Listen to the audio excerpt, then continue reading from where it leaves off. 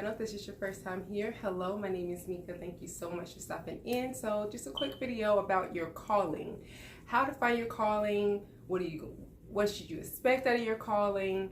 What is it? So for many people like myself who believes in God or some type of higher entity or higher being, we believe that we're called to do something. We all have a purpose, and our purpose in life is what we're called to do. And usually when we talk about what we're called to do, we tend to think, oh, it's got to be something that we're going to love. And let's not get it misconstrued, because that's not always true. Sometimes you will love it. A lot of times you'll just have to grow to love it. And other times it may feel like the hardest thing you have to do, but once you do it, you feel satisfied and you feel, you feel good, like you knew that you were supposed to do it, if that makes sense. But with your calling, just don't run away from the things that you are being, like if you're seeing dreams constantly of something that you should be doing, if you have a desire to do something, even if it makes no sense to you, or you're like, why am I feeling like I want to be a public speaker when I'm really shy or I'm really quiet, or I don't like to speak in front of crowds? Like, I don't know why it keeps coming on me or why the desire is there, but you keep pushing to the back of your mind and you're like, I don't want to do that. But a lot of times with God, he works so funny. The things that we feel like we are not able to do, the things that we doubt ourselves, are the same things that he's like, that's what you're supposed to be doing. Because we don't really know ourselves. We like to live where it's comfortable. We like to live in a shell and put ourselves in a box and say, this is what I'm comfortable with doing, so this is the most I can do. And God's like, oh no, that's not all you can do. I got so much more planned for you. But you have to be willing to do it, to embrace it. Because no matter what, it's going to happen. You know, it's like I told you guys about my YouTube page.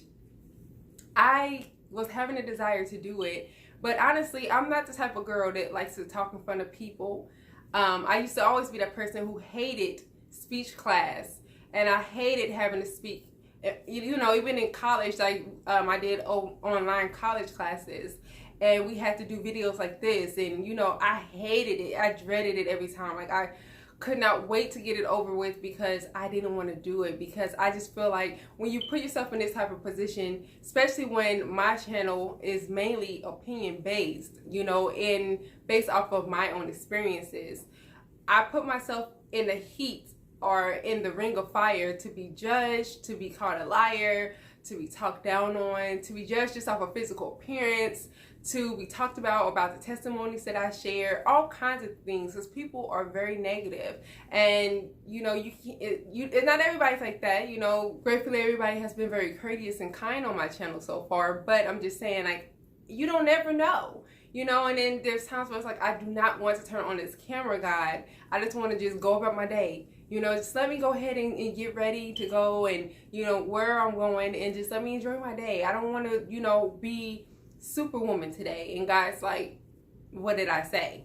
And so when you're called to do something, it's no getting away around it, no way to get out of it. It's going to continue to beat on you until you do it.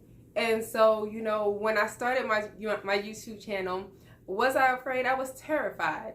Do I have times still that I feel like, oh, I don't really want to talk about that? I don't want to say certain things because I don't want to come off as I'm being judgmental, or I'm talking down on someone, or I'm saying, oh, my life is better than yours. Like, you know, no, I don't want it to ever come off like that. So sometimes some things, when I talk about it, or when it comes across my mind or comes across my heart to talk about it, it's like, really? You know?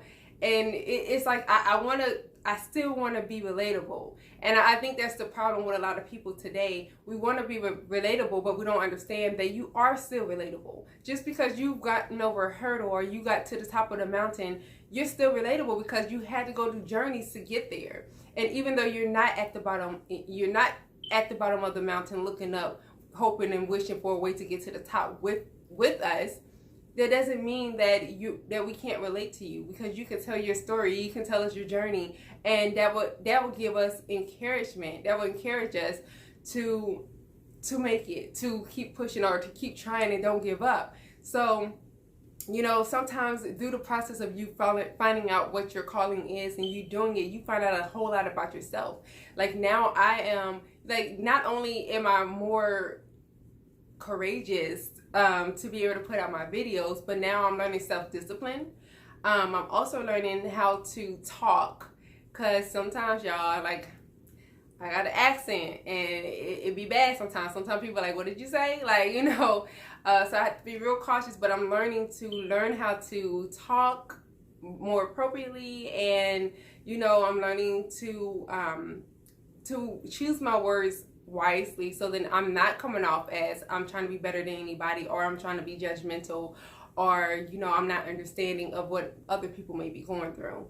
And then also it reflects in other areas of my life as well, because now, you know, where I was afraid to talk to somebody before, like let's say I see someone going through something, or I hear about them going through something, I would just like look at them and just kind of like, oh, I just hope the best for them. But now I can go to a person and say, you know, what's going on? Do you need help? You know, and give them some encouragement. The same way I talk to you all, the same way I talk to my friends and my family, just naturally. This is just me. And so it gives me a whole lot more, I have more courage to do that kind of stuff now, versus before I was always in a shell, because I didn't like to talk to people. I didn't want people to judge me, and I didn't want people to think I was trying to be better than them, and I didn't want people to feel like I was being fake. So I was always so worried about the negatives. And so me putting myself out here this way, you know, and getting shown love, and people, you know, you all following me and you all being interested in what I have to say, and hopefully you're getting something from it and you're able to share it with somebody else who may need it. And so, you know, it's just, it feels so good, like, to know that I'm doing what I feel I'm called to do. And, you know, although it's not exactly what I want to do every day, I don't want to have to get up and think of content to talk about. I don't want to constantly, you know, challenge myself to talk about things that may be uncomfortable, or things that I may not feel like is important, but somebody somewhere, you know, needs to hear it. And so, you know, my point about your calling is that it's not always going to be the pretty things. It's not always going to be the things that you absolutely love doing. And it's not going to be the easiest, but it's the most rewarding. And so you need to just, you know, when you feel the urge to do something, just try it out.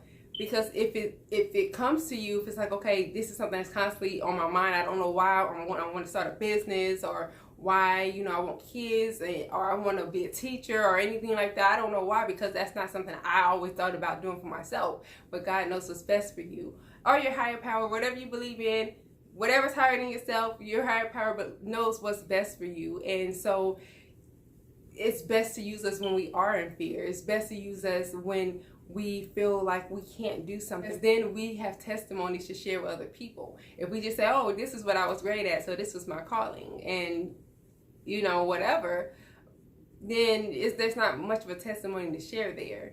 You know, yeah, we all blessed with talents and gifts, but sometimes, most of the time, your calling within that is to still use those gifts and tie them in to something that is way more out of the norm, that you would have been like, I couldn't do it. You know, like in your human mind, you're thinking, I can't do that. But that's what your calling is. So back to what I was trying to say, when you're trying to figure out what your calling is, make sure you're paying attention to those dreams. Make sure you're paying attention to the thoughts that cross your mind. And it's just like, even if it don't make sense, don't try to just quickly push it to the back, because that could be your calling. And, you know, try it. That's what's the worst that can happen? You try it and you feel like, okay, this isn't it, then that's okay. But just try it and see. It may be your calling. But y'all, let me know what you think in the comment box below. And, you know, we'll keep the conversation going. Let's be polite and courteous as always. And I will talk to you all next time. Bye.